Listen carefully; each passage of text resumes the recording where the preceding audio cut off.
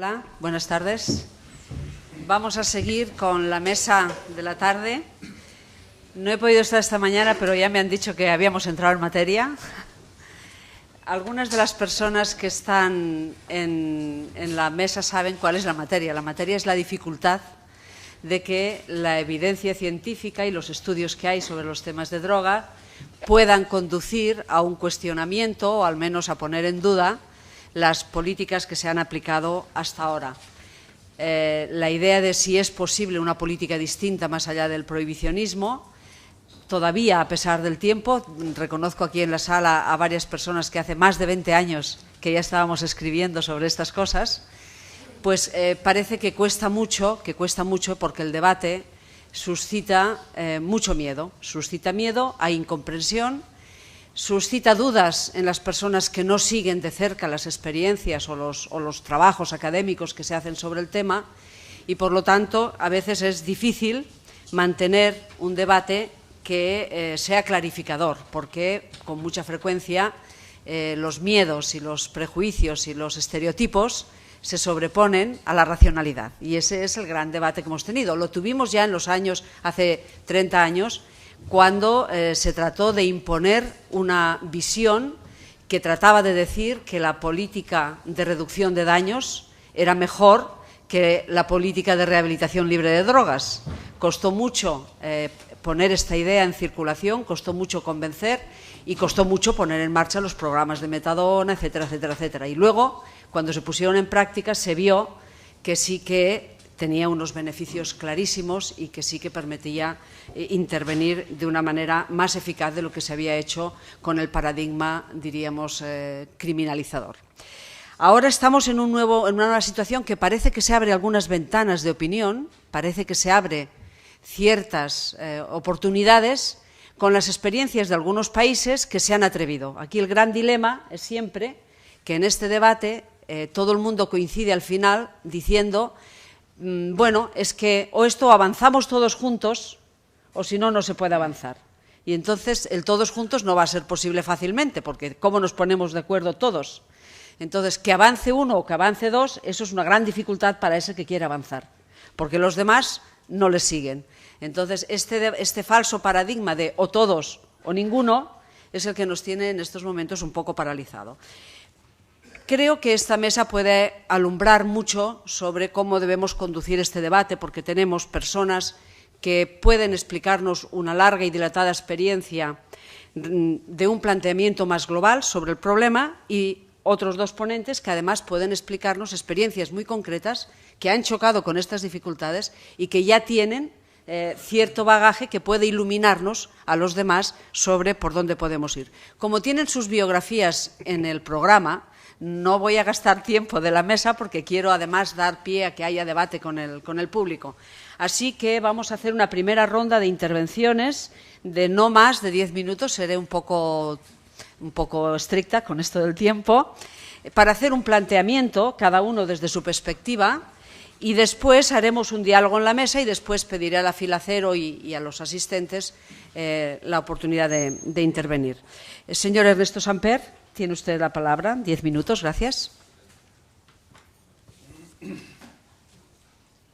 Muchas gracias. Muchas gracias, Milagros. Primero quiero pedirles disculpas. No voy a utilizar el PowerPoint. No lo he utilizado nunca. Entre otras cosas porque la otra vez llegué a dictar una conferencia en España y la niña que me invitaba me dijo: ¿trajo PowerPoint o va a decir algo? Así es que hoy les voy a decir algo, más bien que mostrarles un PowerPoint.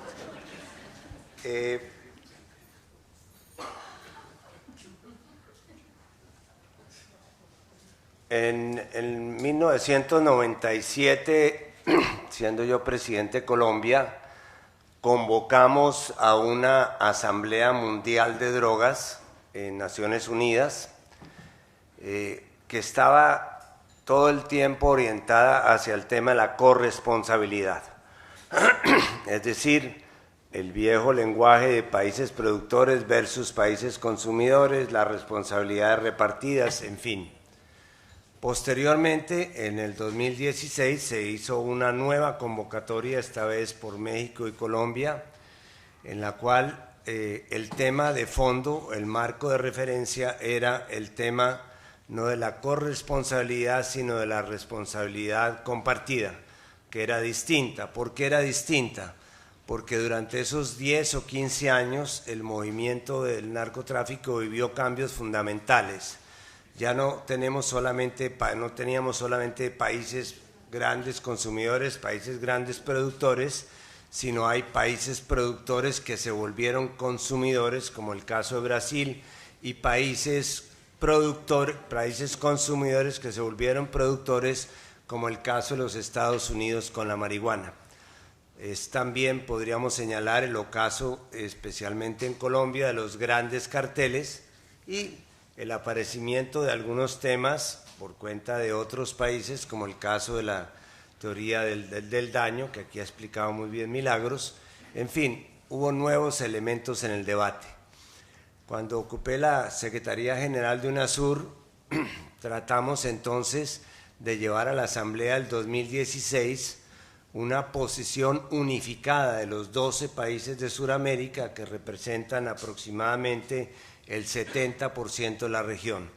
No fue una tarea fácil, en primer lugar porque a nivel de comunidad latinoamericana había sido imposible identificar una posición a nivel de CELAC, por la oposición entre otros países de Nicaragua y Cuba, que no formaban parte de UNASUR, y en segundo lugar porque teníamos una norma en UNASUR que fue la que le permitió nacer y la que lo está matando, que era la norma del consenso. Cualquier decisión se tiene que tomar con el consenso de los 12 países. Y comenzamos un trabajo que está a gusto, que estuvo trabajando conmigo en este equipo. Hubo un mandato presidencial, hubo más de 82 reuniones. La primera dificultad que encontramos es que había un grupo en UNASUR que manejaba la oferta de drogas y otro grupo que manejaba la demanda. Los unos eran manejados por el Consejo de Defensa, los otros eran manejados por el Consejo de Salud como un grupo independiente. Logramos entonces hacer una unificación de los dos grupos y con la presidencia de Uruguay diseñamos lo que serían las bases de una política alternativa presentada como región. ¿Por qué era importante para Sudamérica tener una política identificada o común? En primer lugar, porque Sudamérica es la región tal vez del mundo que ha pagado más altos costos en esta lucha absolutamente inútil contra las drogas, que de alguna manera ha sido planteada como la base de la agenda de relación de Estados Unidos con la región. Estados Unidos va cambiando de muerto a medida que va necesitando asustar más gente dentro de sus fronteras. Unas veces eran los comunistas, otras veces eran los narcotraficantes, ahora los terroristas y finalmente los migrantes para Trump. Bueno, pues en ese momento las drogas eran el malo del paseo y nosotros hicimos un esfuerzo para identificar entonces de qué manera podríamos, a nombre de la región, plantear estas alternativas. Pero no solamente es la región que ha pagado más costos, sino además es la región que muestra hechos a través de los cuales se está construyendo una política alternativa en materia de drogas. Estoy hablando de las experiencias de Uruguay con la marihuana, estoy hablando del éxito de Bolivia en el reconocimiento del consumo cultural o ancestral de la coca, estoy hablando de la permisión en Chile de la cannabis medicinal, estoy hablando de la política en Ecuador sobre el tema de las mulas, del narcotráfico, estoy hablando de la sustitución social de cultivos que se pactó en La Habana como parte de los arreglos de paz y que ahora lamentablemente el nuevo gobierno está echando para atrás. Es decir, no solamente Sudamérica tenía la posibilidad de plantear una política, sino que además tenía autoridad moral y autoridad fáctica para hacerlo. ¿En qué consistió la política que finalmente llevamos a UNGAS? La discutimos en Viena y la llevamos también a la Asamblea de Naciones Unidas. tres premisas fundamentales. La primera, sencilla: ninguna norma que se refiera al tema de drogas puede estar por encima de los acuerdos en materia de derechos humanos. Es decir, las normas sobre derechos humanos priman sobre cualquier acuerdo que se haya hecho o se pretenda hacer en materia de control de drogas. La segunda, igualmente sencilla: dentro de esos derechos humanos, el derecho fundamental para manejar con un enfoque selectivo el tema de las drogas es el tema de la salud. De ahí nacieron las prohibiciones de hace 100 años, era la relación entre drogas, sustancias y salud. Lo que pasa es que la lista se fue cerrando y se fue politizando. Hoy día lo importante no es qué sustancias meter, sino no dejar salir ninguna sustancia de la lista. Y por eso planteamos el concepto de que volviera a entrar la OMS para hacer las calificaciones de las sustancias y establecer entre ellas diferencias. Y la tercera, que nos ayudó muchísimo, ¿se acuerda, Augusto? Y es que cada país de alguna manera mantenía una cierta autonomía para fijar y para flexibilizar las políticas que fueran acordadas a nivel multilateral. Sobre esas tres premisas, nosotros hicimos un planteamiento muy sencillo: cambiar el chip del manejo de las drogas. ¿Por qué? Porque el chip que estamos actualmente aplicando para el manejo de las drogas es ser duros con los blandos y blandos con los duros. Los eslabones más débiles de la cadena de las drogas son los que están recibiendo el mayor peso de la interdicción y de la fiscalización y de la prohibición, mientras que hay serias fallas en el tratamiento de los eslabones duros. Me explico. La política antidrogas ha consistido en criminalizar a los pequeños productores de coca, de la coca andina, en meter a la cárcel a los consumidores, en buscar 4 o 5 mulas que puedan caer con medio kilo para presentarlas ante la opinión como éxitos notables. Es decir, hemos sido duros con los más débiles de la cadena, pero los éxitos obtenidos con los duros no se han reflejado en una disminución del tráfico de las drogas. No hay una legislación homogénea, por lo menos en la región, sobre el tema del lavado de activos. No hay coordinación de inteligencia sobre operaciones de narcotráfico y lavado que se puedan considerar que obedecen una red que realmente funcione. Y finalmente no hay mecanismos de justicia que de manera articulada, ni siquiera existe una normatividad penal regional que permita perseguir un mismo tipo de delito con un tipo preestablecido que permita juzgar en cualquier país lo que es un delito continuado como el narcotráfico. Y entonces lo que proponíamos sencillamente era: cambiemos el chip y démosle entonces al tratamiento de los eslabones débiles de la cadena, démosle un trato, por decir algo, tolerante, y vamos a endurecer el tratamiento a los eslabones duros. ¿Cómo se le daba un trato tolerante a los eslabones débiles de la cadena? Hombre, en el caso de los campesinos cocaleros, en lugar de criminalizar la producción a escala de minifundio, pues démosles a ellos una posibilidad de que durante un tiempo puedan hacer una sustitución social y voluntaria de los cultivos, en lugar de fumigarlos con glifosfato o meterle las Fuerzas Armadas, como se hizo en el Plan Colombia, que fue un plan esencialmente para destruir cultivos y para combatir la guerrilla con la excusa del narcotráfico. Dentro de ese esquema había que darles una opción a los campesinos de que fueran sustituyendo los cultivos. Segundo, en el tema del consumo, yo estoy seguro que Augusto complementará muy bien estas ideas para aprovechar mi tiempo, que ya voy terminando. En el tema del consumo, establezcamos una base para llegar a una dosis mínima regional que permita establecer una diferencia entre lo que son los consumidores recreativos, lo que puede ser un microtraficante, de lo que es un consumo adictivo, de lo que es un consumo ancestral, de lo que es un consumo medicinal, es decir, introduzcamos matices o selectividad en la calificación del consumo antes de meter a la cárcel a todos los consumidores. Y finalmente, en el tema de las mulas, también aplicar un principio que se aplicó en Ecuador, que era darle una especie de amnistía a las mulas que regresaran para ese efecto.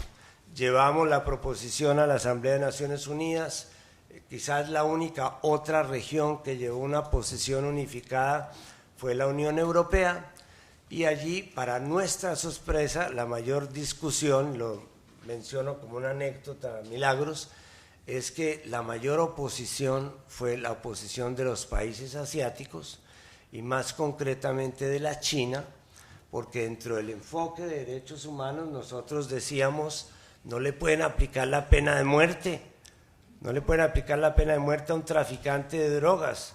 Hay 5.290 suramericanos que están condenados a muerte en las cárceles asiáticas, para no hablar de los que están condenados a cadena perpetua. Entonces, si los derechos humanos excluyen la posibilidad de la pena de muerte, cualquier país que aplique la pena de muerte por cualquier daño grave en materia de drogas no tiene que ser sancionado y excluido de cualquier posibilidad de beneficiarse de estas normas. Esa fue finalmente la discusión que tuvimos. Yo esta mañana terminé con un toque optimista que quiero aquí reiterar.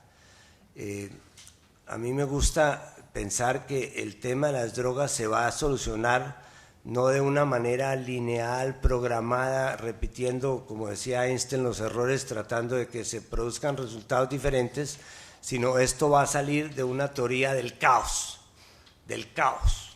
Así como vimos una película de que al hijo del presidente de Estados Unidos lo matan porque se mete con la droga, de golpe eso pudiera destapar una nueva ola. También creo que esto que está sucediendo con la marihuana, que en el fondo es una legalización por la puerta de atrás, va a permitir que se llegue a lo que yo propongo como tesis fundamental, que es no salir del fundamentalismo prohibicionista para caer en un fundamentalismo legalizador. La solución intermedia es la descriminalización de los comportamientos de los eslabones débiles y la criminalización de las figuras que tienen que ver con lo que podríamos llamar la oferta de las drogas o la parte de interdicción. Pues muchas gracias por haber cumplido también y por esta síntesis tan fantástica de cuál ha sido el paradigma, ¿no?, que se ha discutido. Ahora Constanza Sánchez nos acercará un poquito más aquí, diríamos, y veremos cómo se ve desde este otro lado del océano el mismo problema. Sí, muchas gracias. Me gustaría comenzar por agradecer a Casa América y a LICIP por haber organizado estas jornadas y por haberme invitado a participar. Y sobre todo porque creo que es muy importante que se hable. Creo que en España estamos hablando cada vez más del tema de políticas de drogas, pero también que lo hagan no solamente las instituciones como la mía, como Fundación ICERS, o las que nos dedicamos a la reforma de las políticas de drogas, sino también como organizaciones como el ICIP, como Casa de América, que se dedican a no solamente a este tema, sino a otros muchos, porque creo que, bueno, una cuestión que a mí me parece importante es que hablar de políticas de drogas implica hablar de mucho más que de drogas, ¿no? Y esta es una cosa que a mí me gusta resaltar. Yo voy a dar la visión, como digo, de la sociedad civil, digamos, o de una parte de la sociedad civil que trabajamos en la reforma en España, y también llevamos la experiencia española a los ámbitos internacionales. Pero me consta, bueno, esta mañana ha habido aquí una mesa, yo no podía asistir, ahora explicaré también, creo que es interesante que os cuente lo que estaba haciendo mientras aquí se estaba debatiendo. Y voy a dar esta visión de la sociedad civil y remitiéndome al título de la mesa, ¿no?, que es políticas de drogas, bueno, nuevas políticas y más allá del prohibicionismo. Pues, ¿qué tenemos en España que tenemos de prohibicionismo? que tenemos mucho y que tenemos de más allá del prohibicionismo, que también tenemos bastante, empezando por el ejemplo de lo primero que tenemos de prohibicionismo, ¿no? Por decirlo de alguna manera. Pues esta mañana hemos estado, Fundación AISES, nosotros tenemos un fondo de defensa que asistimos a personas que tienen problemas legales relacionados sobre todo con las plantas tradicionales. Y hemos tenido que asistir al juicio, como damos testimonio pericial en juicios, a una persona una persona de Bolivia que había traído consigo, hace 2 años ya, había traído consigo en su maleta unas bolsitas de hojas de coca, en total aproximadamente 4 kilos, y la Fiscalía, esto se presume, o la Fiscalía presume, que lo que quería esta persona era procesar esas hojas de coca para obtener cocaína y así venderlo en el mercado negro, y calculaban que el precio o el dinero que se podía obtener de hacer este proceso en el mercado negro español era de unos 1.100 euros. Bueno, pues la Fiscalía pide por esto 4 años de prisión a esta persona, ¿no? Entonces esta es una realidad que nosotros desde nuestra experiencia tratamos de confrontar.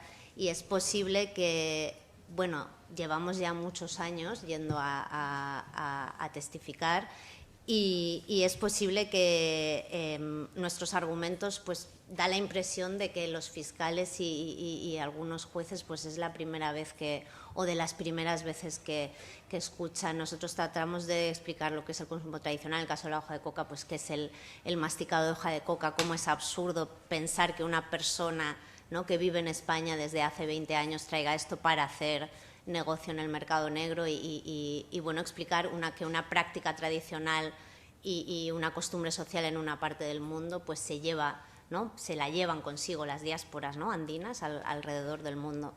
Entonces, esto es una realidad que tenemos al mismo tiempo que tenemos otra realidad de innovaciones políticas en materia de drogas desde hace 20, 30 años en España y que fundamentalmente han sido implementadas por las comunidades autónomas, a veces con la oposición o con la tolerancia del Gobierno central. Hace unos meses, junto con Michael Collins, que es un compañero que trabaja en una organización americana que se llama Drug Policy Alliance, que es la organización de reforma de políticas de drogas más grande de Estados Unidos y es posible que, de las más grandes del mundo, intentamos responder a una pregunta que era ¿por qué, si en España nosotros consideramos que en España están pasando cosas interesantes a nivel de política de drogas, por qué, más allá del caso de los clubes sociales de cannabis, era algo que no eran experiencias o era una realidad que no se conocía demasiado ni por los compañeros de las agencias gubernamentales de otros países ni por los propios compañeros y compañeras de la sociedad civil pro reforma, digamos. Y esta experiencia, nos preguntábamos qué es lo que pasa para que no sea realmente conocido, que no se discuta, que no se debate, incluso que no sea incluso a veces fuente de inspiración, ¿no?, salvo en algunos casos, como por ejemplo el caso de los clubes en el proceso de regulación de Uruguay y en otros contextos, como también me consta en el caso de Washington DC, cuando han implementado su programa. Pues sí que se han inspirado en algunas experiencias españolas que son realmente genuinas. Tratando de contestar a esta pregunta, pues fuimos indagando y nos dimos cuenta que realmente mirar a la realidad española desde fuera es un tanto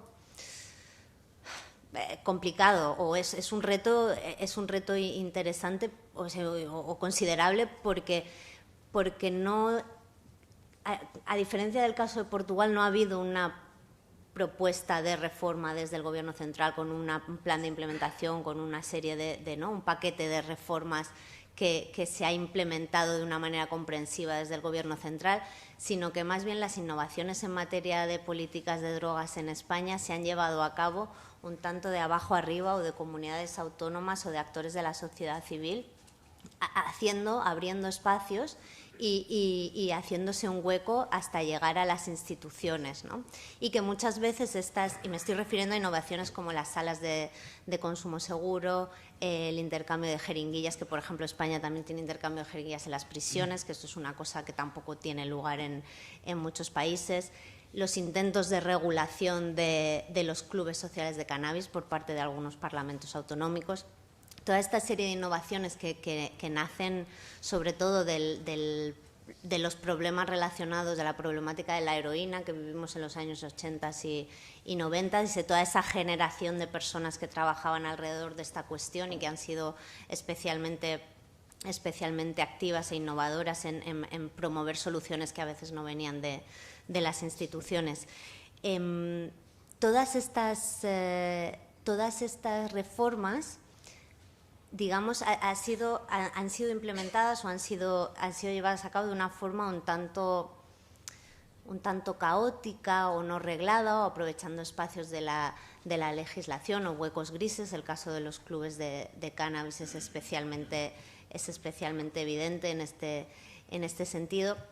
Y esto ha hecho que no se trate de una reforma promovida desde arriba o desde el Gobierno central, sino que se trate de un conjunto de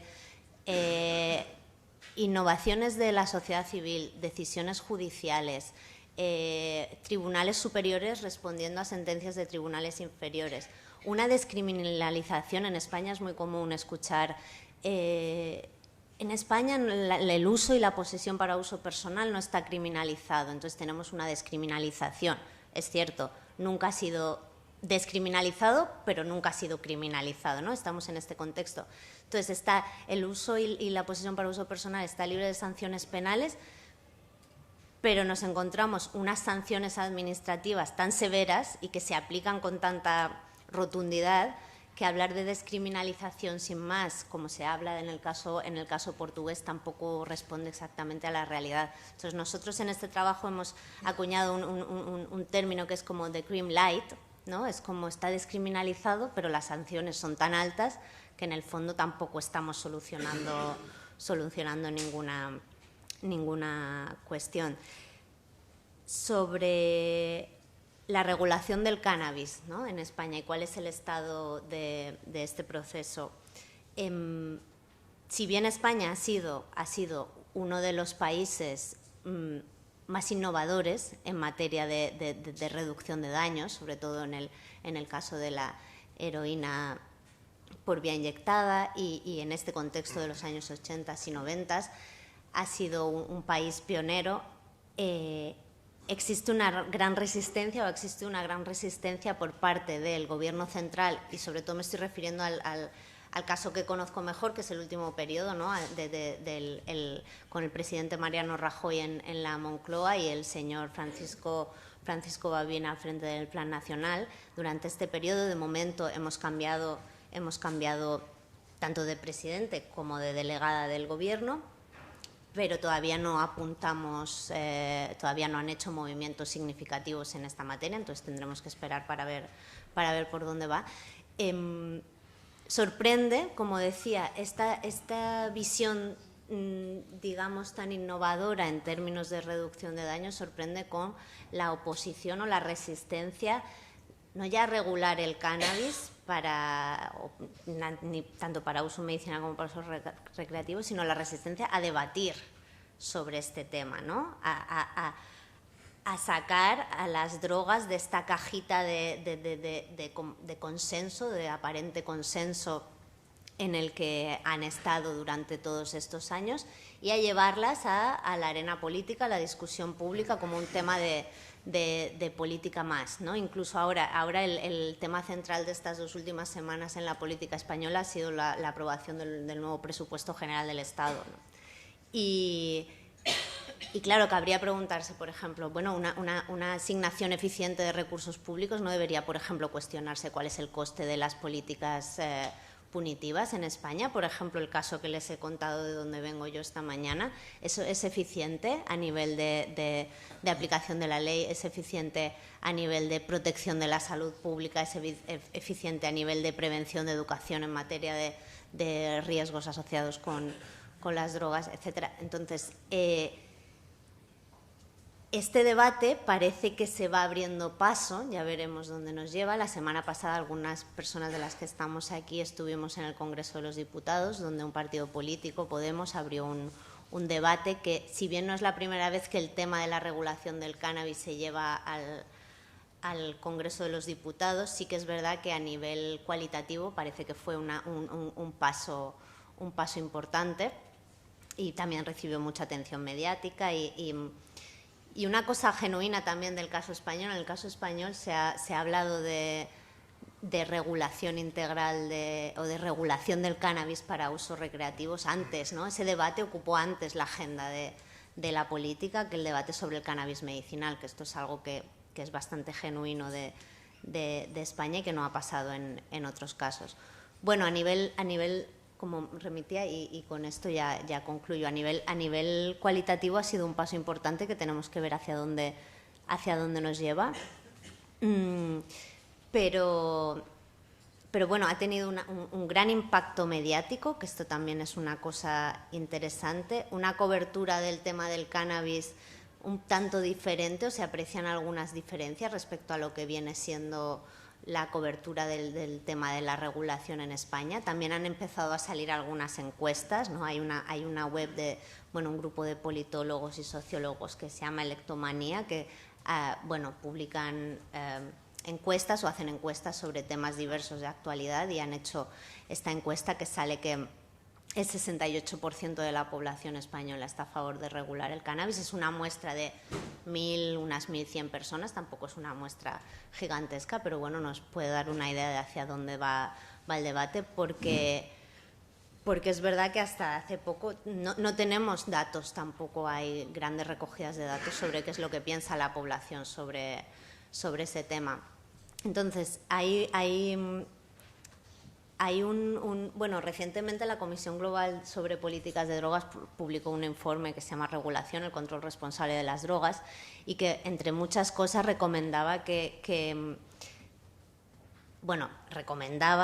la posición más sensata es que las drogas estén reguladas por las administraciones y que no queden en manos del crimen organizado, pero además iba un poco más allá, ¿no?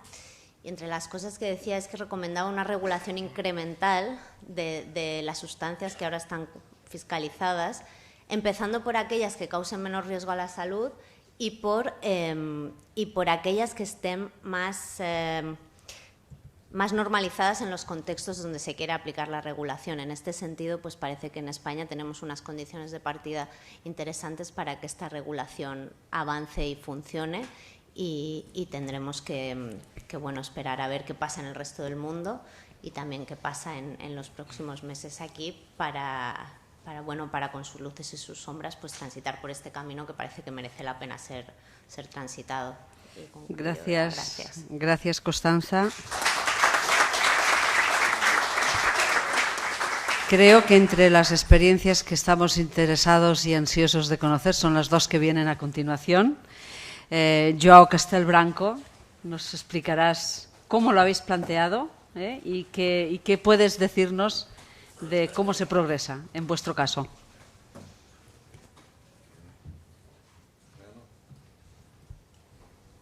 Gracias, Milagros. Buenas tardes. Agradezco la oportunidad de participar en este encuentro, a Casa Américas, y los felicito por la organización. Voy a intentar hablar mi mejor portuñol, espero que sea suficiente para comunicar. Bien, y es un placer participar aquí en este encuentro y compartir con vosotros la experiencia de Portugal, que como decía esta mañana Araceli, no es tan original por comparación con la experiencia de España, en lo que respecta a la decriminalización. En España nunca ha sido criminalizado el uso.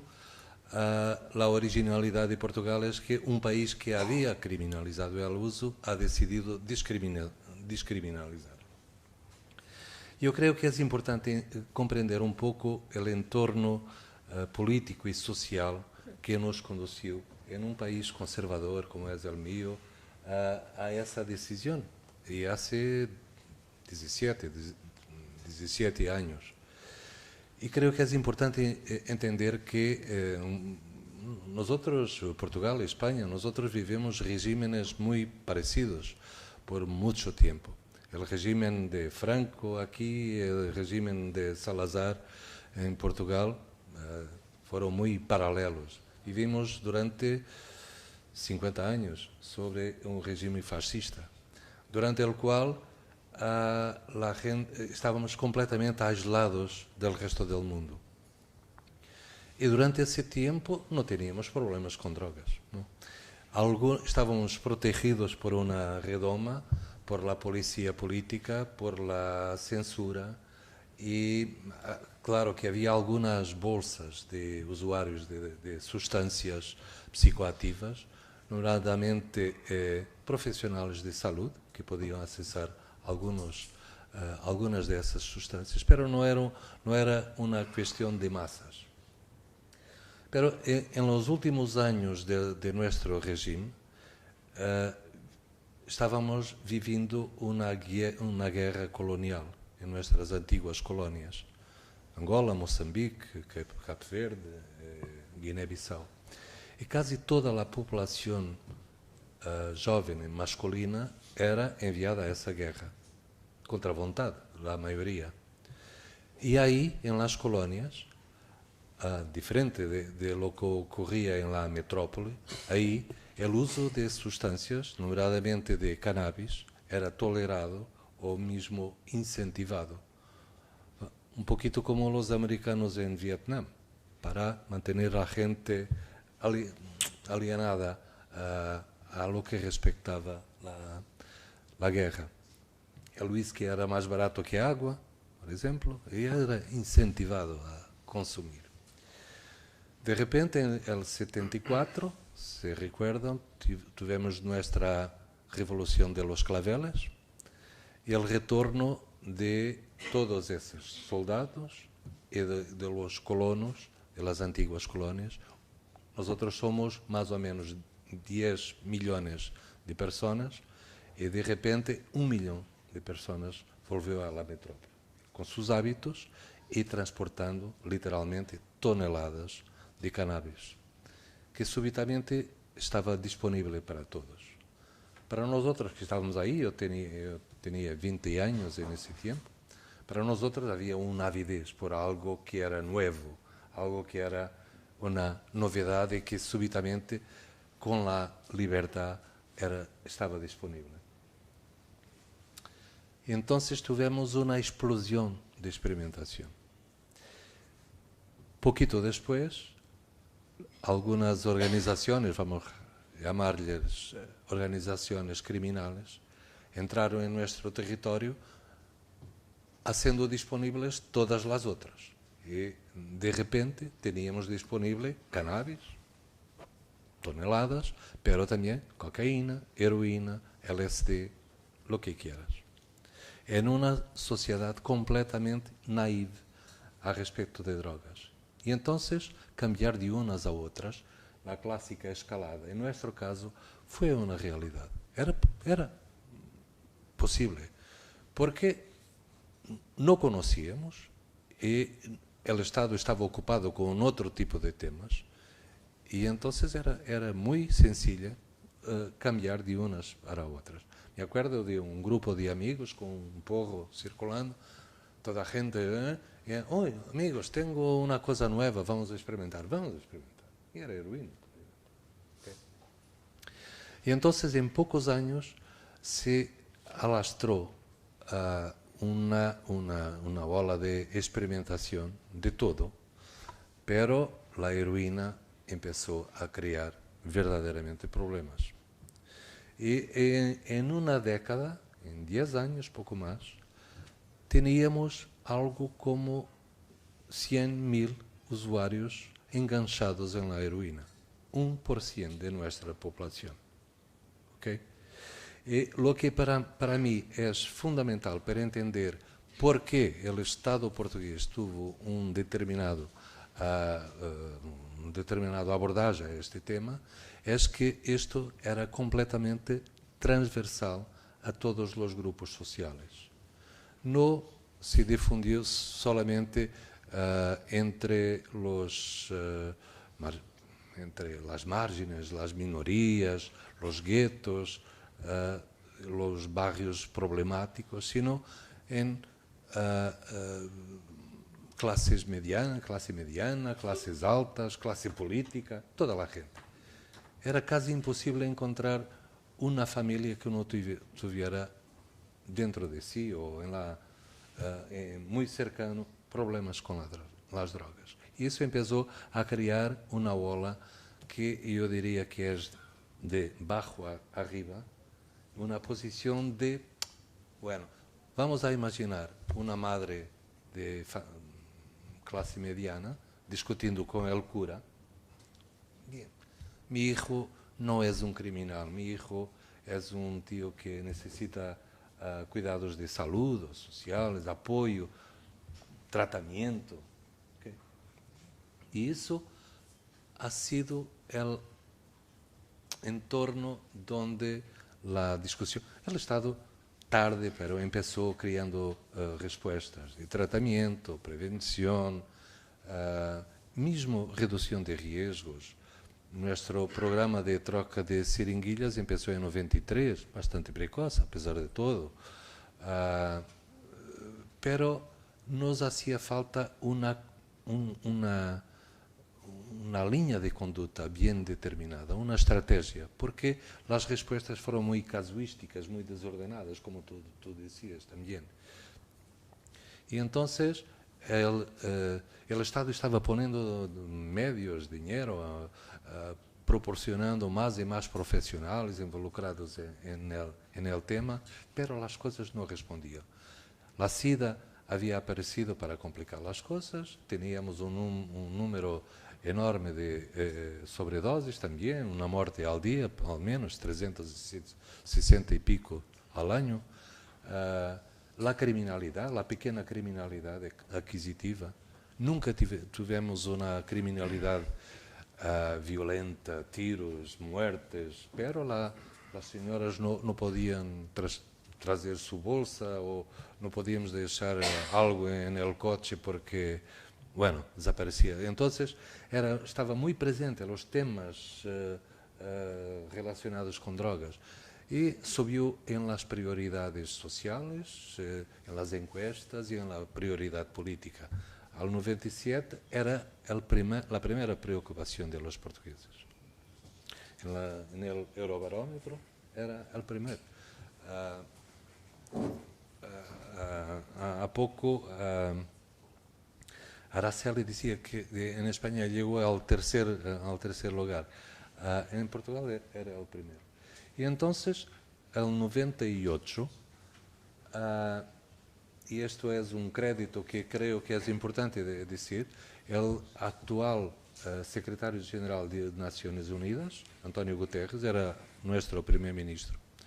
E invitou um grupo de expertos para producir uma estratégia. Um grupo de juízes, psicólogos, psiquiatras, etc. E eu estive incluído nesse grupo de 9 pessoas. E nos pediu um relatório, um reporte sobre a situação de Portugal em matéria de drogas e propostas de estratégia. O que produzimos em redução de demanda, de oferta, pero sobretudo em redução de demanda. Prevención, tratamiento, reducción de riesgos, reintegración. Lo hicimos todo un paquete completo de políticas, todo eso basado en el principio humanista de la dignidad de la persona que usa, del usuario de drogas, con la consagración de las políticas de reducción de riesgos, de daños y de riesgos, asumiendo que mismo si uno no puede, no quiere, no tiene condiciones para parar de usar drogas, merece la inversión del Estado para que tenga una mejor esperanza de vida y mayor calidad de vida. ¿Okay? Y esa es la base, no es contemporizar con el uso. Es, bueno, es su escoja o son las condiciones que tiene, hay que, de todas maneras, proporcionar la dignidad de la persona humana en todas circunstancias. Y todo esto basado en principio humanista y también un principio de pragmatismo. Nosotros, durante la preparación de la estrategia, tuvimos la oportunidad de cambiar experiencias con España, visita a prisiones con cambio de jeringuillas, por ejemplo, algo que vosotros ya tenían. Suiza, con salas de venopunción, con Reino Unido, con varios viajes, contactos con políticos, con técnicos del terreno, y producimos nuestras propuestas después de esos contactos. Y en todo esto hicimos la propuesta de descriminalizar el uso de todas las sustancias. La originalidad de ello es que, el gobierno adoptó la estrategia como un paquete completo, pero la cuestión de descriminalización no estaba en los poderes del gobierno, tuvo que ser discutida en el Parlamento. Entonces, la primera estrategia portuguesa fue aprobada en el 99 y la discusión de la ley, hay que decir que nuestra ley de la droga es de 93 y nuestra propuesta era solamente de cambiar el artículo que refiere el uso personal y posesión para uso personal. ¿Okay? Bueno, eso fue al Parlamento un año después. Mientras tanto, ese año lo aprovechamos para promover discusiones públicas con la población alrededor del tema de descriminalización.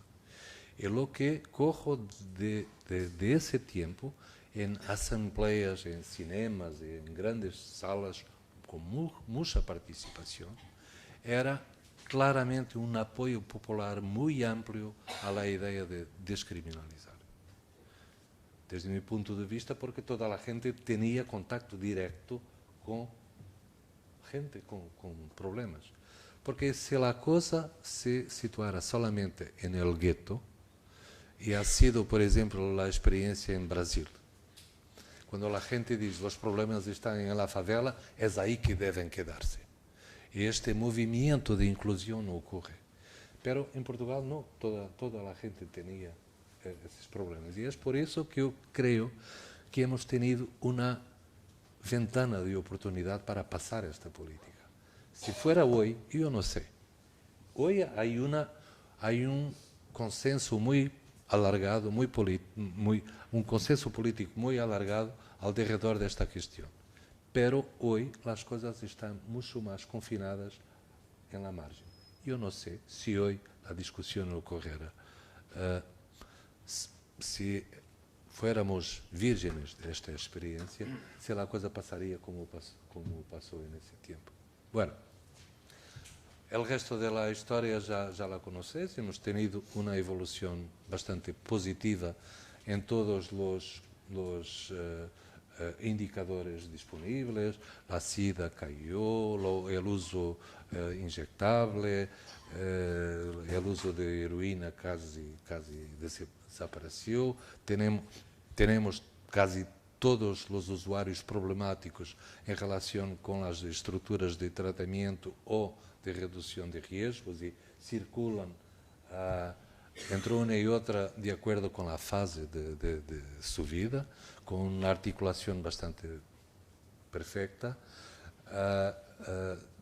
Tenemos estructuras de coordinación nacional de lo que conozco al nivel europeo son de las más efectivas, involucrando 11 ministerios hoy, con la estrategia siendo construida por salud.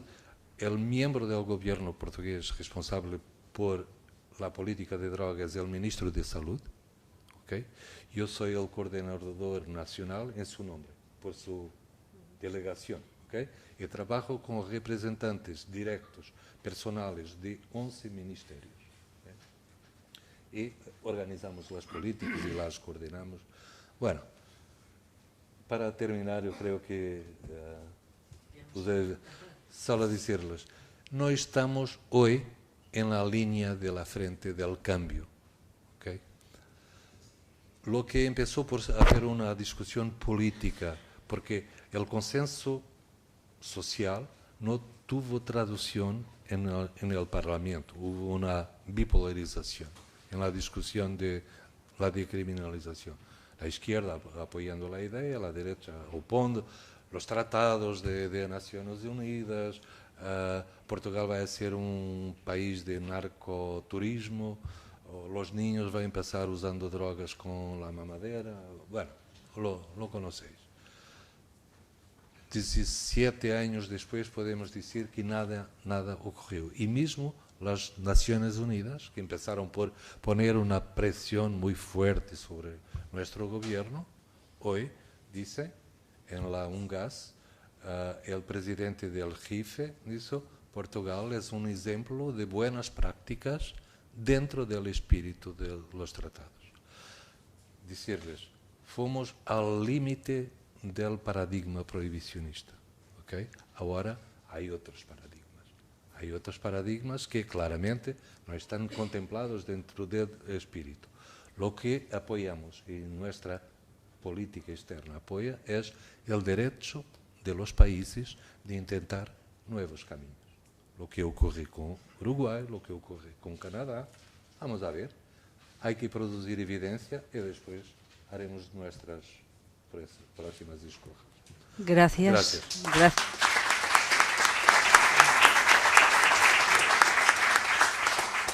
Muy interesante. Ahora vamos a Uruguay.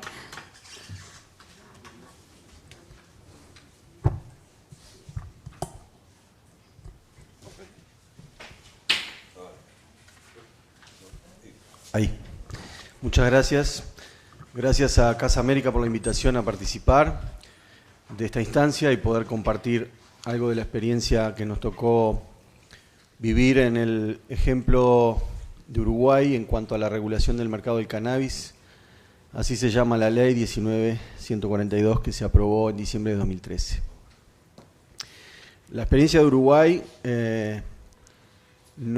siempre digo que no es aislada de un contexto latinoamericano, internacional, de discusiones, y también tiene antecedentes dentro del país, en experiencias de reducción de daños, de abordajes de prevención, buscando una alternativa diferente, cada vez más basándose o tratando de basarse en evidencia sustentada, en lo que da más resultado a nivel de prevención. Yo coordiné prevención hasta que el gabinete del presidente Mujica me convocó para organizar, junto con un grupo de compañeros, de técnicos de la Secretaría Nacional de Drogas, una serie de 30 debates en todo el país cuando esta ley se puso a consideración en el Parlamento Nacional. El presidente siempre nos decía que por una eventual mayoría no íbamos a ir a usar esa eventual mayoría, sino que se quería que se tuviera la mayor y amplia participación ciudadana, académica, política, y también de las fuerzas vivas de cada lugar donde, como en las fronteras porosas de nuestro país, con los países hermanos y vecinos de Argentina y de Brasil, con otras legislaciones, más allá del impacto que causaba la posibilidad de que Uruguay aprobara esta ley, acordamos y se nos dio la orientación muy clara de ser cuidadosos, respetuosos y de dar los procesos de discusión interna en el país. Por lo tanto, esta fue una de las leyes de mayor debate en el Parlamento, de mayor tiempo de debate, pero no participamos también a nivel internacional de otros debates, desde que en 2008 la perspectiva de los derechos asociados a las políticas de drogas, que compartimos con Colombia y con otros países que llevamos adelante. Don Ernesto hizo una muy buena introducción para nosotros enmarcarnos en ese proceso internacional, pero sobre todo de compartir la perspectiva de qué era lo que sucedía visto desde el lado de los países latinoamericanos, que en nuestros territorios, o aquello de la lógica de los países productores y de los países de consumo, nosotros rompimos bastante con esa lógica de análisis, ya que nuestros propios territorios sociales también estaban empezando a vivir situaciones de violencia asociada al microtráfico, a las bandas criminales, y hay elementos disparadores cuando un observatorio de violencia y de criminalidad y cuando nuestros propios gobernantes empiezan a analizar esa violencia en los territorios, hay disparadores como los ajustes de cuentas entre jóvenes que luchan por un territorio y por los mercados de drogas, y por también desarrollar una actividad. Entonces, con todos los antecedentes de la Comisión Latinoamericana 2009 sobre drogas, la Comisión Global 2011 sobre drogas, donde lo que usted, don Ernesto, señala ahora en el último informe, que habla de comenzar progresivamente, bueno, por el mercado del cannabis. Y quiero explicar de que no se le llamó ley de legalización del cannabis en el Uruguay, ya que desde el año 1974, antes de que una de las convenciones o tratados internacionales del 88-89 señalara la necesidad de penalizar el consumo personal. En el año 1974 está claramente establecido en Uruguay que el uso personal de sustancias no es un acto reprochable penalmente, por lo tanto no estaba penalizado el uso.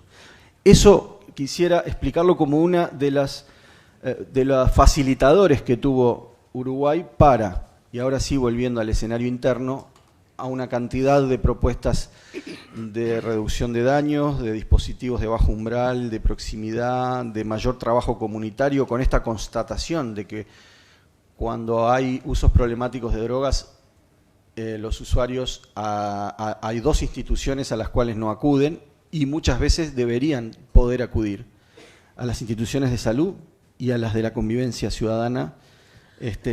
A cualquiera de esas dos instituciones, los usuarios estaba constatado, por lo menos en nuestro país, que no eran una opción.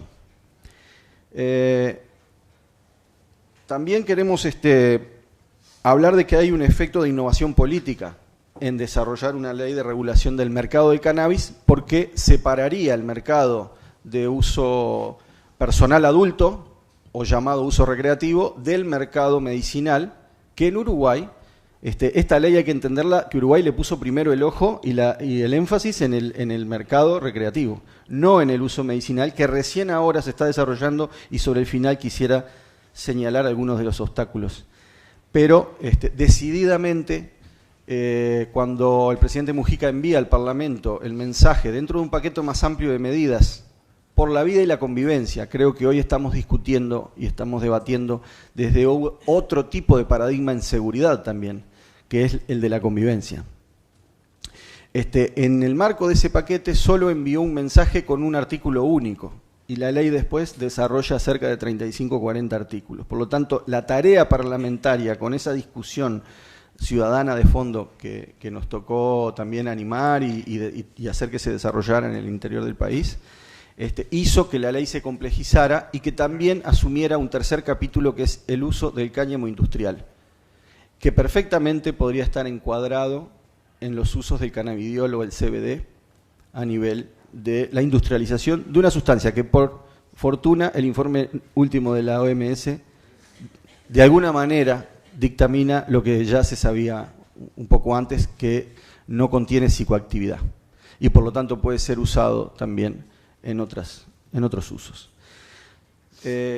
Dicho esto sobre los antecedentes, me gustaría señalar los principales ejes de la experiencia de Uruguay, centrados fundamentalmente en una perspectiva de derechos, de algo que en Uruguay no estaba penalizado, en una perspectiva de salud pública. Hay en la ley algo interesante. Desde el primer artículo se consideran que todas las acciones que la ley va a reglamentar después están bajo el interés general, o se hacen estas acciones bajo el interés público e interés general. Eso permite algo muy interesante para proteger la salud pública, para no bajar la percepción de los riesgos, porque al haber más acceso, que todos sabemos aquí que a mayor acceso, ¿no?, habría una mayor prevalencia de uso, por ejemplo. Bien, pero el interés general constitucionalmente permite al país dejar sin efecto la publicidad asociada al uso de cannabis psicoactivo. O sea, se pudo, de alguna manera, contiene una prohibición la ley de regulación del mercado, que es no permite hacer publicidad del cannabis psicoactivo a los usuarios. Solamente permite asegurar el acceso en condiciones seguras en 3 vías.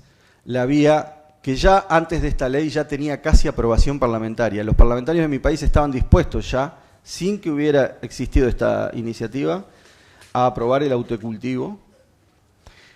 La segunda vía de acceso que consagró la ley son los clubes de membresía, y también miramos las experiencias, esto lo tengo que decir, digo, no solo miramos las experiencias de los 90 en Europa en reducción de daños y en dispositivos de proximidad, sino que también miramos que los clubes de membresía demasiado grandes, y tengo que decir que no nos convenció que en España pudieran ser tan amplios los clubes como para, porque esto iba a ser específico para darle acceso al cannabis. Entonces, esa fue la segunda vía que se instrumentó, y la tercera, que es la dispensación. ¿En qué locales se iba a dispensar? En el medio de la discusión parlamentaria, la Asociación de Farmacéuticos se presentó en el Parlamento para decir que ellos eran la vía natural de dispensación controlada de sustancias, de drogas para la salud, y que también, como tenían una situación de que la farmacia comunitaria pudiera tener una mejor, siempre fue el lugar natural donde las personas, inclusive en farmacias de antaño, estaban no solo la cocaína, sino también el cannabis en los linimentos de las botellas viejas de tinturas, ¿verdad?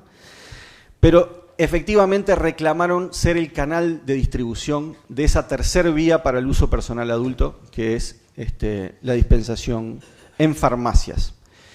Eso lo termina instalando el texto legal, y a la postre, por otros obstáculos que voy a mencionar vinculados a la actividad fiscalizada por el sistema financiero internacional, quizá haya sido un error en solamente determinar que las farmacias comunitarias pudieran dispensar el cannabis, y no porque con la intervención del control de la actividad bancaria con sede en Estados Unidos y en Nueva York, nos dimos cuenta de varias cosas, que casi todo el sistema financiero de Uruguay linkea con ese control, y por lo tanto, por la Patriot Act, después de las Torres Gemelas, toda actividad vinculada a drogas es una actividad de riesgo, y los bancos no deberían aceptar un actor involucrado con esa operativa. Cuando teníamos, digo esto porque, bueno, fui presidente de la Junta Directiva del Instituto de Regulación y Control, que nos tocó desarrollar el convencimiento de las condiciones de cómo esas farmacias iban a dispensar, y también recibir la noticia de que a las primeras farmacias les estaban cerrando las cuentas los bancos. Entonces, quizá de las lecciones aprendidas, pudiera haber sido más interesante abrir a otro tipo de alternativa, y no solamente la farmacia, sino un actor pequeño, privado, que pudiera, como está obligado hoy, a trabajar en efectivo. Finalmente, los derechos y la convivencia son las bases del eje, de estos ejes de trabajo de la ley, el no marketing y la publicidad, y este es un sistema de otorgamiento de licencias con registros. Para que este sistema pueda determinar que un usuario, también se fijaron cantidades máximas a poderse dispensar mensualmente. Se asume que fue, ustedes imaginen toda la presión, si yo tengo un poco de presión en contarles esto a ustedes, y ya pasé por lo peor, imaginen cuando en ese momento Uruguay iba a ser el primer país, ahora estamos acompañados por Canadá, además de la máxima responsabilidad de discutirlo con los vecinos y de discutirlo internamente, cuando discutimos con los vecinos, con Brasil le dimos las garantías de que lo que se dispensa en las farmacias, que después se confirmó que era la mayor cantidad de personas iban a ir por ese sistema. Por lo tanto, si hay colectivos y sociedades que estén pensando en las vías de dispensación, no solamente se centren en el cultivo doméstico o en los clubes. Bueno, los clubes pueden ser una buena alternativa si son para suficientes personas, pero se comprobó que la mayoría de las personas, el doble de las personas, van a la farmacia a buscar el producto y no cultivan en su casa o no se asocian a un club, que es una experiencia colectiva, ¿verdad?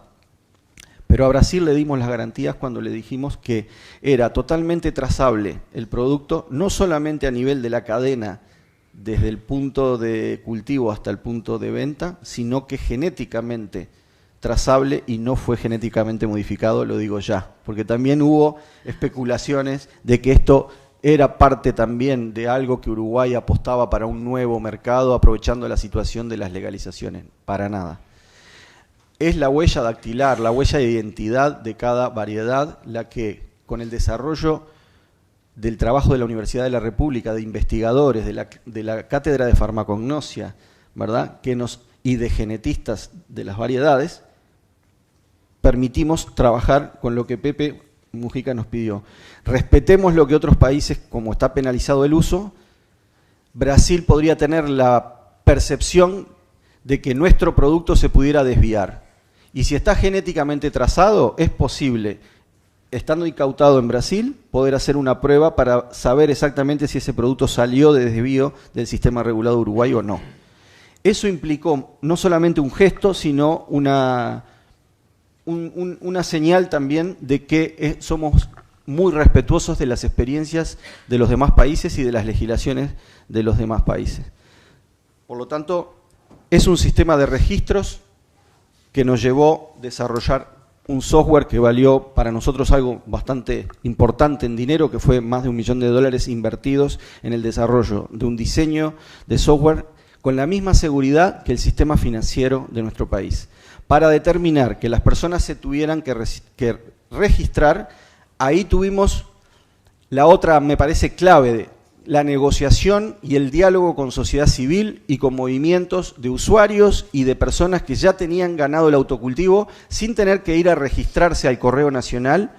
¿Para qué registrarse? Para determinar que esos 40 gramos máximo que el Estado uruguayo asumió que era restrictiva esta ley al principio para darle estas garantías a otros países y también para poder asumir esa presión internacional de estar no solo en el borde de las convenciones, Joao, sino trasvasándolas en algún punto.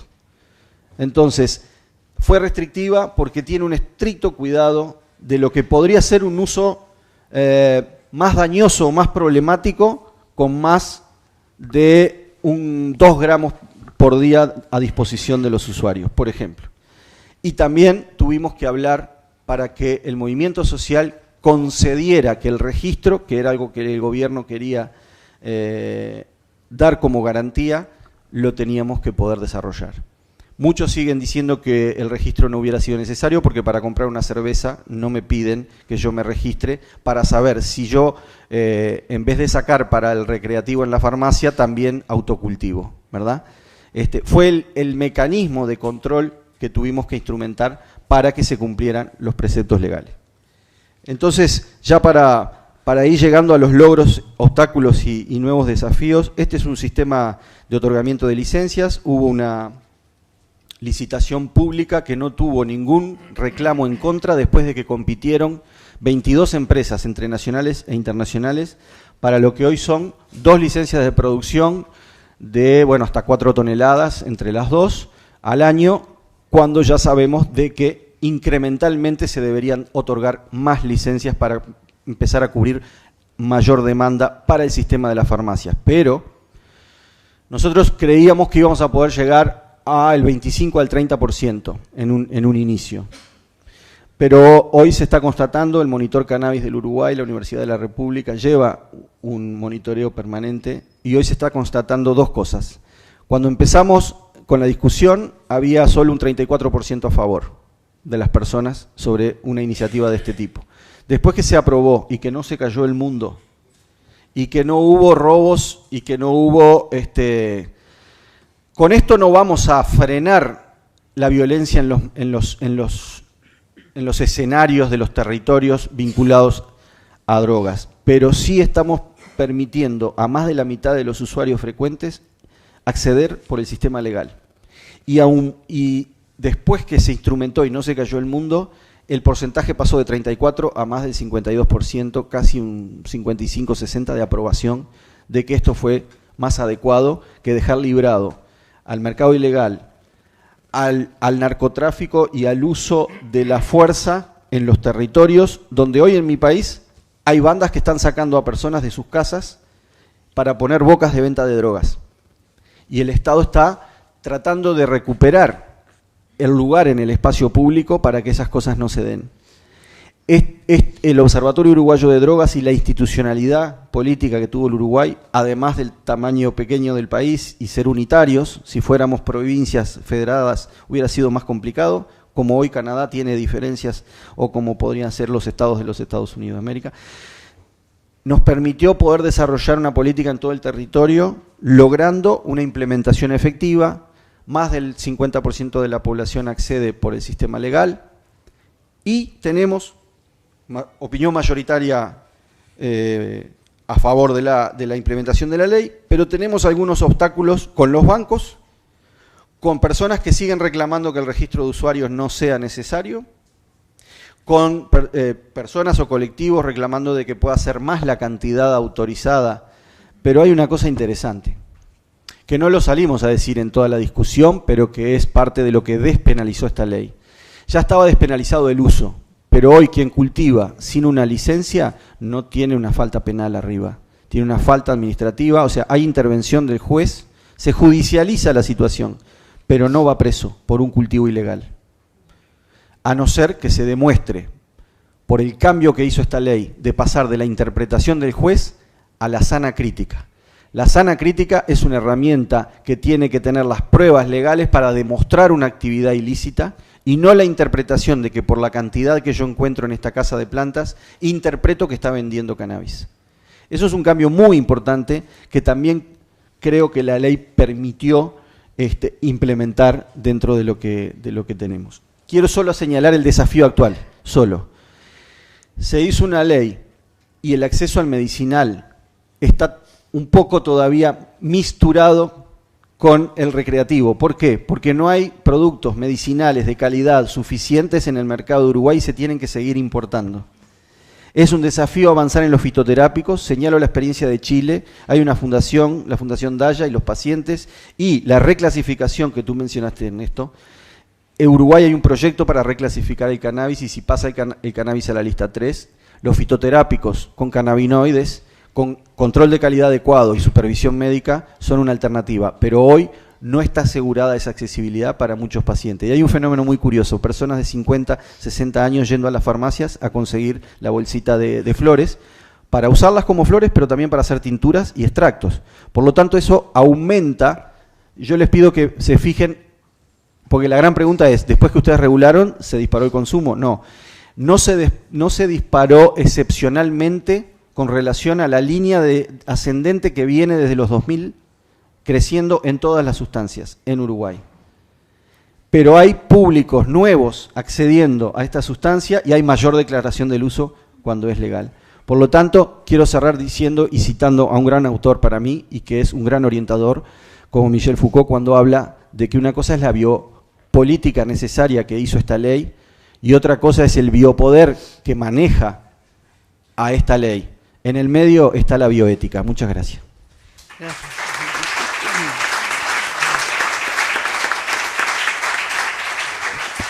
Bueno, realmente muy interesante este viaje que hemos hecho, desde un planteamiento global que tiene y que se adentra en un trabajo hecho hace muchos años, de los pioneros de plantear un nuevo paradigma. La política española, que más bien es caótica y un poco así, diríamos, de experiencias piloto. Y yo siempre digo que en este país somos muy ricos en experiencias piloto, pero que a veces nos deberíamos pasar de la experiencia piloto, ¿no?, en muchas cosas. Y luego hemos visto los límites de una política dentro del modelo todavía prohibicionista, pero yendo a los límites de ese modelo, cómo llega a un punto que no se puede progresar más y que quizá el siguiente paso sería dar algo que hemos visto en Uruguay, que ha tenido la suerte de que los astros se alineen de una manera porque tiene un presidente que es quien es, porque tiene una tradición también en materia de lucha contra las drogas, porque es un país que tiene las condiciones, es un país pequeño, es un país unitario, etcétera, etcétera. O sea que ha sido un viaje realmente muy interesante. La cuestión es, esta experiencia tan interesante, estas experiencias ¿Hasta qué punto son generalizables? ¿Qué condiciones deberían darse para que fueran generalizables? ¿Cuál es el siguiente paso? En general, ¿cuál es la gradación de los pasos que debemos dar? ¿Cuál sería? Claro, ya sabemos que no hay recetas unitarias para todo el mundo, porque cada cosa es distinta, pero ya empezamos a tener una experiencia, ¿no? Querría abrir ahora un turno para que vosotros, entre vosotros también, debatáis las diferentes experiencias y, si queréis, pues entrar por esta cuestión. Adelante, el que quiera.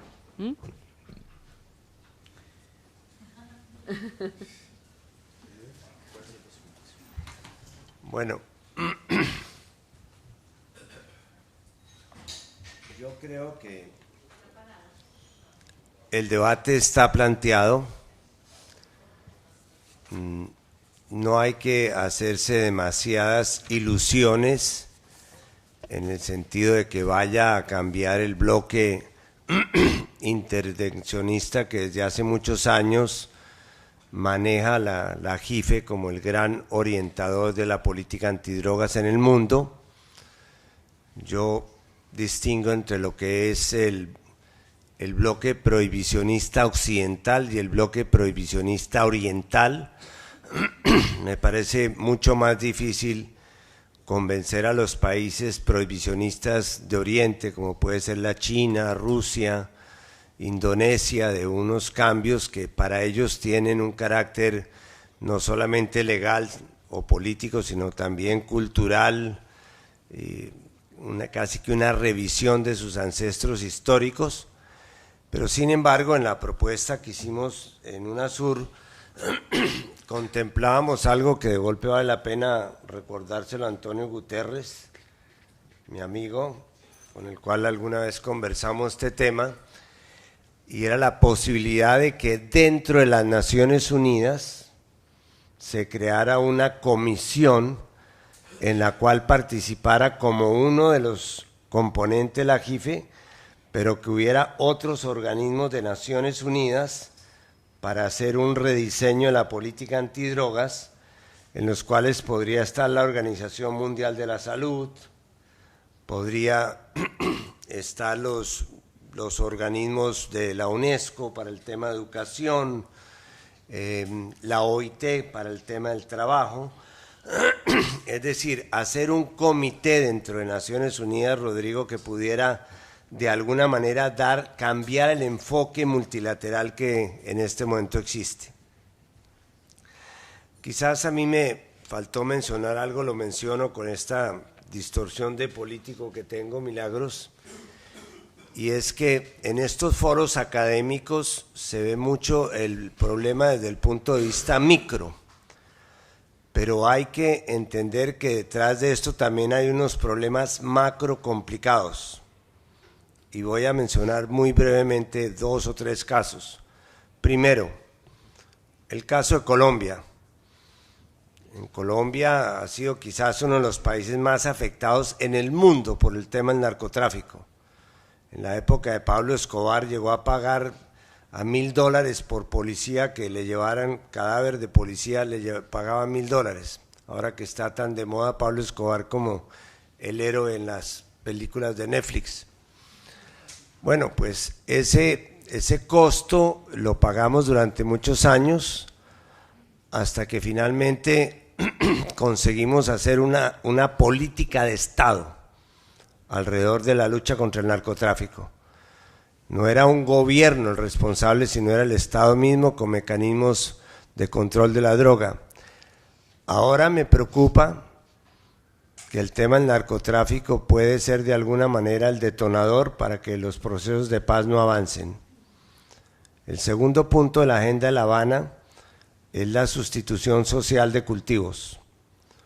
Y hoy día esa política que ha sido de alguna manera invertida por el nuevo gobierno para volver a las políticas de fumigación y destrucción masiva de cultivos podría de alguna manera reactivar el conflicto en unas zonas muy puntuales como la zona del Putumayo, la zona de Tumaco, Catatumbo, el Chocó, en los cuales podría producirse una metástasis. En esas regiones está clara la intervención de los carteles mexicanos. Han comenzado a aparecer botellas de tequila en sitios donde jamás se había bebido tequila, como en la zona del Catatumbo. ¿Y por qué tiene importancia esto? Porque en el caso de México, alguna vez yo dije que México estaba a tiro de que se produjera una colombianización en el modelo que nosotros tuvimos en los años 80, en el cual pues la corrupción de la policía, la incapacidad del Estado para regular la ley, el asesinato de los jueces, el asesinato de los periodistas, toda esta dialéctica del plomo y de la plata, como llamaba Pablo Escobar, terminó desinstitucionalizando a Colombia y podría desinstitucionalizar a México. Pero más grave aún, y lo dejo simplemente como una reflexión macro sobre este tema de las drogas, es lo que está pasando en Centroamérica. En Centroamérica los carteles de Colombia han emigrado hacia Centroamérica, los carteles mexicanos están bajando hacia Centroamérica y los países centroamericanos no tienen ni los recursos económicos, ni los recursos institucionales, ni la posibilidad política de contrarrestar los grandes carteles de la droga que en este momento están comenzando a hacer estragos en Centroamérica. Entonces, creo que valía la pena mencionar, Milagros, esto porque el tema de las drogas no es solamente el manejo nacional del problema del consumo, la teoría del daño, todo eso es muy importante, pero creo que en este catálogo de análisis deberían incluirse los daños que está produciendo el narcotráfico como organizaciones criminales sobre la estabilidad democrática de algunos países. Sí, esta cuestión será tratada en otras mesas y creo que habrá oportunidad de profundizar. Yo preferiría ahora entrar más en el detalle de las experiencias concretas.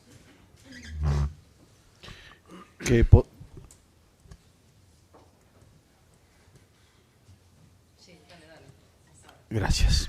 ¿Qué podríamos seguir haciendo? En primer lugar, defender la declaración y el acuerdo de la última UNGAS en cuanto a la interpretación flexible de los tratados y convenciones de políticas de drogas que permiten soluciones diferentes en los países sin perder un consenso. Y seguir avanzando dentro de un paradigma, cuestionándolo, porque hoy se dio la definición académica de paradigma, pero hay otra definición de un propio norteamericano, Thomas Kuhn, epistemólogo, que dice que los paradigmas cambian cuando dejan de ser eficientes para ciertos objetivos, y la comunidad científica, académica y política los abandona. Entonces, defendamos lo que se acordó en la UNGAS y sigamos, en el caso nuestro, con las de mayor riesgo y las que sean regulables más fácilmente. Y sigamos tratando a las sustancias no como el demonio o el daño por la sustancia, sino en relación al vínculo que las personas establecen, a esta tríada de las personas, sus entornos y los propios mercados, y que los mercados sean cada vez más regulados en función de un bien público que es el interés general de la ley nuestra en el cannabis, que es la salud pública en cuanto a información, y no declinar en cuanto a educación, información en edades tempranas, cuando sí se puede intervenir efectivamente. Porque también hay evidencia a favor de que las personas, sabiendo los riesgos, igual los asumen y usan drogas sabiendo los riesgos. Es mentira que se usan drogas porque se desconocen los riesgos, mayoritariamente se conocen. Hay otra necesidad para poder vincularse, esa de pertenecer que tú nombrabas en la ronda de amigos. Hay otras necesidades. Bueno, sigamos defendiendo acuerdos que costaron, nosotros creíamos que íbamos a ser sancionados, por lo menos moralmente, en un GAS 2016, pero defendimos de que nuestro artículo 10 de la Constitución dice que la justicia no se puede meter dentro de los derechos de las personas individuales y sus decisiones personales, y el acto privado es de las personas. Por lo tanto, trabajemos en seguir regulando, educando, a través de estos iniciativas conjuntas de los países en UNASUR y en la Comunidad de Naciones de ONU también. Pero UNGAS dejó abierta la puerta de la interpretación flexible hacia el desarrollo. Voy a dar voz aquí a la fila cero y a la SIP, y si tenéis cosas que aprovechamos ya el impulso que nos viene de la sala para que podáis seguir con el discurso, pero al mismo tiempo responder las preguntas. ¿Hay alguien de la fila cero que quiera? ¿Sí? Sí, un momentito. Vamos a ver. Primero, sí. Bueno, primero aquí y después allá. Muy bien. Hola, bueno, Nuria Calzada de Energy Control de aquí de Barcelona, y la pregunta es para Ernesto Samper, porque en abril estuve en Bogotá, compartimos la Semana Psicoactiva, un acto que usted inauguró y yo tuve el placer de clausurar hablando de criptomercados. Usted habló allí de regulación de cocaína, era uno de los temas, y también uno de los temas que aparecieron era el tema de la dosis personal, el porte de la dosis personal, que está dando mucha polémica en estos meses en Colombia. Una de las medidas que ha adoptado Iván Duque ha sido la retirada de este decreto que llevaba aplicándose pues ya desde el año 90 y pico, creo, en el cual, bueno, pues no sé si saben, pero que se permitía llevar cierta cantidad de drogas sin tener repercusiones ni legales ni sancionables de ningún modo. Se están recogiendo algunos datos interesantes sobre cuál es el impacto que está teniendo esta ley allí, sobre todo en personas jóvenes, que son las que están más en contacto con el cannabis y otras sustancias, y me sorprenden algunos resultados, le voy a comentar solamente dos. Uno en el que dice de que en caso de haber sido encontrado con droga y haber evitado la sanción, bueno, primero se les pregunta a los jóvenes si piensan pagar la multa, y la mayoría dice que,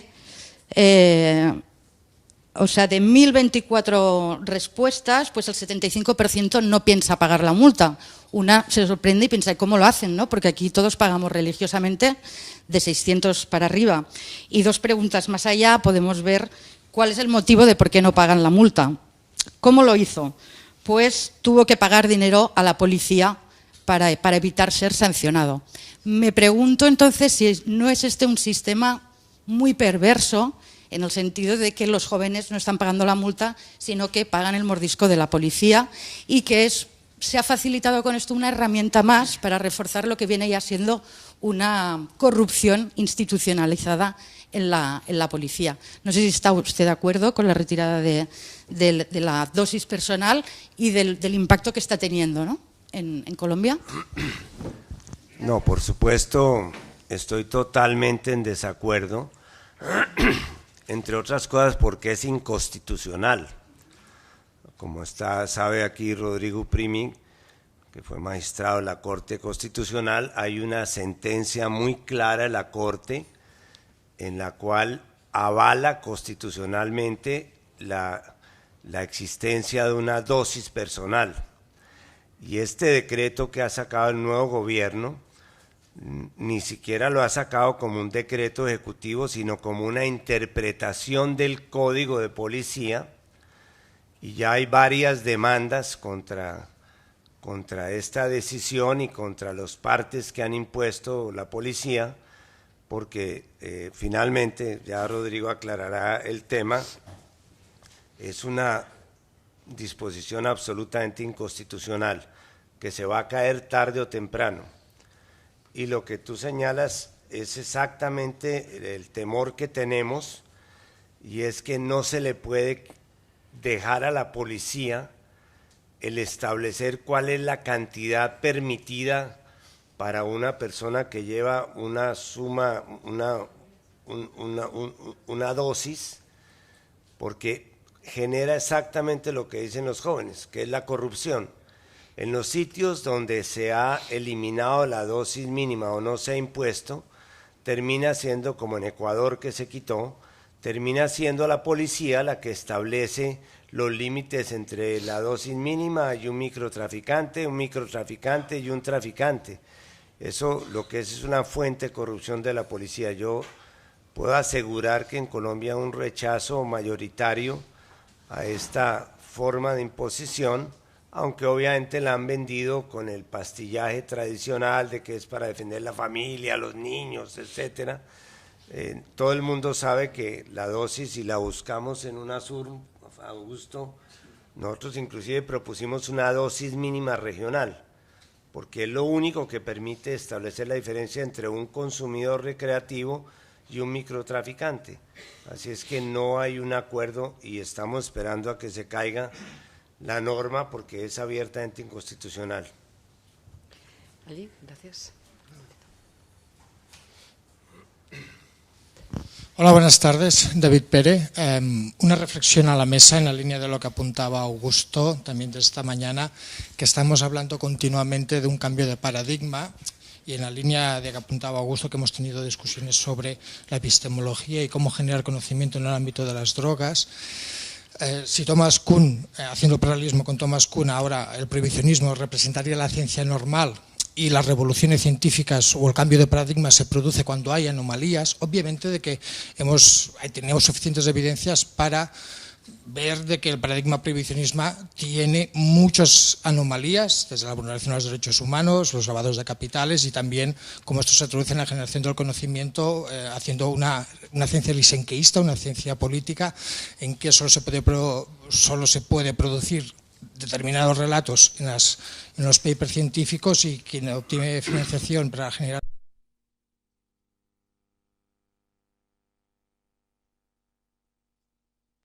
Si estamos trabajando para un nuevo paradigma y tenemos suficientes anomalías, creo que nos falta otra cosmovisión, otra manera de entender, que obviamente de que hay ciertos indicios, pero parece que si estuviésemos por un cambio de paradigma, creo que lo primero que tal vez se hubiese planteado es abolir las listas de fiscalización, es decir, proponer, digamos, una otra mirada de ordenar las drogas, y creo que ahora estamos como en cierta medida trabajando para la reforma, pero que no deja de ser en cierta medida ajustar las anomalías que se producen en la práctica cotidiana al marco prohibicionista y al relato y la cosmovisión prohibicionista. Es decir, de que si queremos generar este tipo de nuevo paradigma, creo que debemos de generar otro tipo de miradas y otras maneras de comprensiones de las drogas, y que entre ellas serían abolir los tratados de fiscalización y muchas cosas que generan, pero obviamente que esto no es fácil porque hay un imaginario colectivo que coloniza y es bastante complicado, pero me gustaría discutir sobre qué tenemos de reforma o de intentar enmendar las anomalías del prohibicionismo y qué tenemos realmente de cambio de paradigma en estos momentos. Gracias. Gracias. Como hay dos palabras más pedidas, voy a darles paso ahora porque tenemos el tiempo limitado, luego hay otra mesa y quiero acabar puntual para no comerle tiempo a la mesa siguiente, de manera que vamos a agrupar, ¿eh? Gracias. Lisa Sánchez de México. La pregunta es para Augusto porque regionalmente hemos estado viendo que los opositores a la reforma, particularmente en cannabis, empiezan a citar el caso uruguayo como uno de los casos en donde la violencia homicida no bajó sino subió. Y citan, yo sé que son números pequeñitos y yo sé que son casos aislados y no relacionados, pero me gustaría si tú pudieras ahondar en una explicación sobre qué está ocurriendo en Uruguay y por qué se enmarca a la ley de cannabis en particular, o por qué se le vincula con el aumento en la violencia homicida. ¿Detrás? No. ¿No? Vale, pues aquí. Gracias. Xavier Mas Llorens, presidente del ICIP, el Instituto Catalán Internacional por la Paz. Yo tuve hace 13 meses el privilegio de participar en una comisión internacional de verificación de los acuerdos de paz. Y allá, cuando nos entrevistamos por 2 veces con mandos militares de alta graduación, nos dijeron que ellos estaban realmente ya fumigando muchas áreas y no, como decían los acuerdos de paz, sustituyendo o haciendo trabajo para que se pudiera sustituir los cultivos. Y lo hacían porque ellos decían, tenían un mandato. Y el mandato supongo que venía de Estados Unidos o supongo que venía del alto mando militar. En cualquier caso, lo que quiero decir es que una cosa es la legislación en estos temas, y en estos temas delicados más todavía, una cosa es la legislación que se hace y otra cosa son los poderes fácticos que tienen sus propias reglas. Lo digo al hilo de que yo me voy a referir como un paralelismo a lo que domino más, que es la carrera armamentista, y el prohibicionismo sería como prohibir la guerra en todas sus fases, pero promover el comercio de armamentos. Y un poco es a escala internacional es lo que está ocurriendo, que a nivel prohibicionista hay una gran hipocresía, porque se prohíbe la guerra en todas sus fases, pero en cambio se promueven otro tipo de negocios ilícitos, corrupción, etcétera, etcétera. Un amigo mío hace poco en un artículo decía también que por el principio de que la carrera armamentista, el comercio de armamentos, crea muchos lugares de trabajo, deberíamos promover los accidentes de tráfico con mucho más ardor, porque también dan muchos puestos de trabajo, desde las grúas, los talleres, la policía, etcétera, etcétera. Por tanto, llevando al absurdo este principio, lo que creo es que deberíamos trabajar desde todos los ámbitos, desde el ámbito pacifista, pero también desde el ámbito social, desde el ámbito de la salud, de las drogas, del social y medioambiental, deberíamos trabajar por todo lo que sea cambiar la normativa. En línea A, si hay una comisión de Naciones Unidas de diversos organismos que realmente vuelven a poner en cuestión el paradigma y vuelven a trabajarlo, muy bien. Si lo hace Naciones Unidas, también. Pero si lo hace cualquier otro organismo, la sociedad civil, movimientos sociales, etcétera, desde todos los ámbitos, yo creo que un paso interesante y necesario ahora es trabajar por poner en cuestión todas las normativas, todos los protocolos, todos los convenios, etcétera, ¿no? Creo que sería un paso necesario. Bueno, si queréis contestamos porque ya estamos muy al final y aprovechamos también para que hagáis vuestra ronda final, si os parece bien. Adelante. Había tres cuestiones: el paradigma, el cambio de paradigma que representa, la criminalidad en Uruguay, si ha aumentado o no ha aumentado, y el tema que planteaba sobre el conceptual, cómo aplicamos esto al prohibicionismo. Bueno, muy brevemente, solo quería decir que, claro que tenemos la responsabilidad de mirar hacia adelante, hacia los próximos pasos, hacia cómo acomodar el derecho que los países tienen a hacer sus propias experiencias. Pero en este momento creo que nuestra responsabilidad acrecida es para los países que han quedado por detrás, para los que siguen teniendo la pena de muerte para crímenes relacionados con drogas, y hay que hacer presión, no para cambiar inmediatamente los tratados, pero hacer respetar los tratados que están por detrás. Y eso es donde nosotros, Portugal, está investiendo, es en ayudar, porque es de eso que se trata. Compartir nuestras experiencias y decir a los otros que, bueno, hay otras maneras de hacer las cosas. ¿Okay? Uh-huh.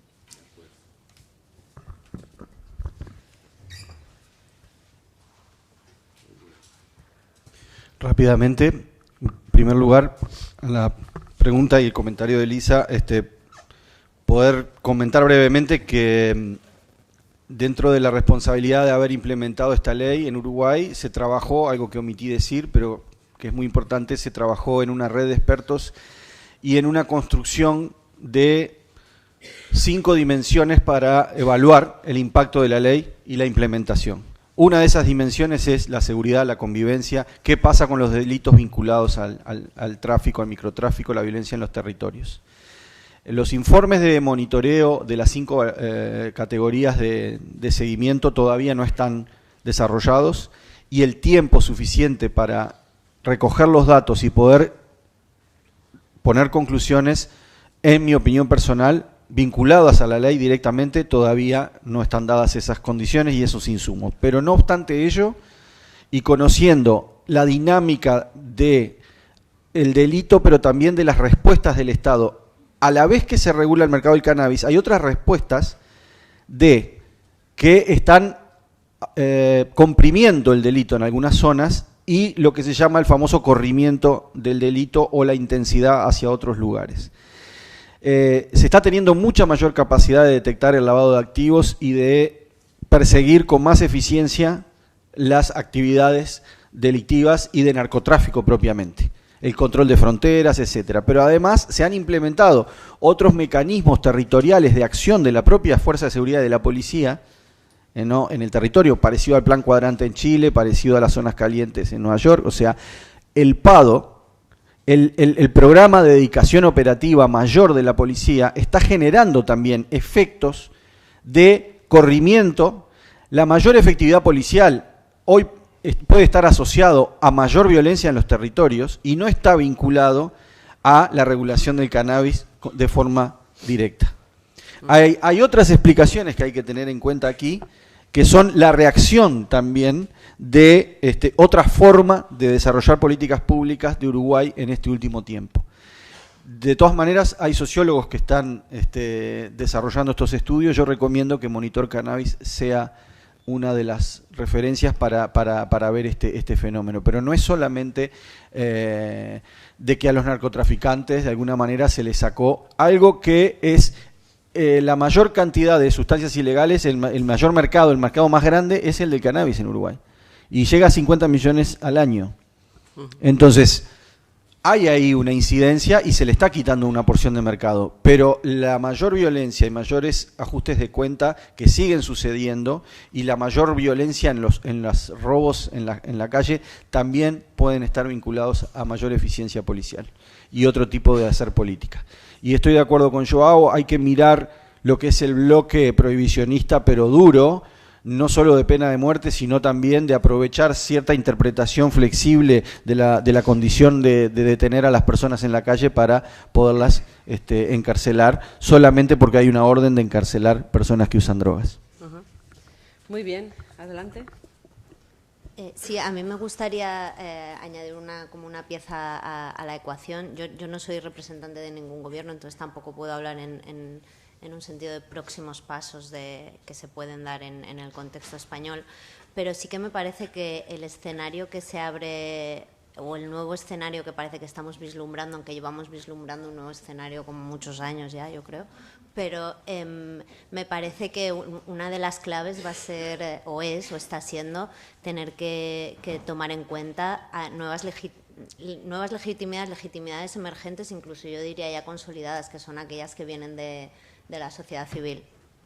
En este sentido, por ejemplo, me parece muy relevante en el debate que está teniendo lugar, pues desde hace también un par de años, desde la celebración de la UNGAS, entre aquellos gobiernos partidarios de aferrarse al plan de acción de 2009, ¿no? Y a esta idea de un mundo libre de drogas, y aquellos que son más partidarios de tomar como base el nuevo consenso del documento final de la UNGAS. El Consorcio Internacional de Políticas de Drogas acaba de publicar un informe ante la resistencia de los gobiernos de evaluar realmente si los objetivos que se proponían o que se pusieron los gobiernos en 2009, si se habían cumplido o no, que eran nada más y nada menos que en 10 años eliminar o reducir significativamente la demanda, la oferta y el comercio de drogas. Entonces, es evidente, quizá no necesitamos hacer ninguna evaluación demasiado estricta para ver que eso no se ha cumplido. No obstante, ante esta resistencia a evaluar si ese objetivo se había cumplido, el Consorcio Internacional de Políticas de Drogas ha publicado este informe, el informe Shadow Report, informe sombra, no sé muy bien cómo se dice en castellano, y ha compilado toda la evidencia producida por Naciones Unidas y se la ha puesto delante, ¿no? Entonces, con esto quiero decir que hay organizaciones cada vez más sofisticadas, más preparadas, que no son gubernamentales y que están participando en la discusión, que están participando incluso en la formulación de las políticas y que van a tener que ser muy, muy tenidas en cuenta para lo que viene por delante, porque, como decía David, el cambio del prohibicionismo es como muy sencillo casi, ¿no? Las consecuencias en cada contexto son muy diferentes, pero el punto de partida es bastante simple.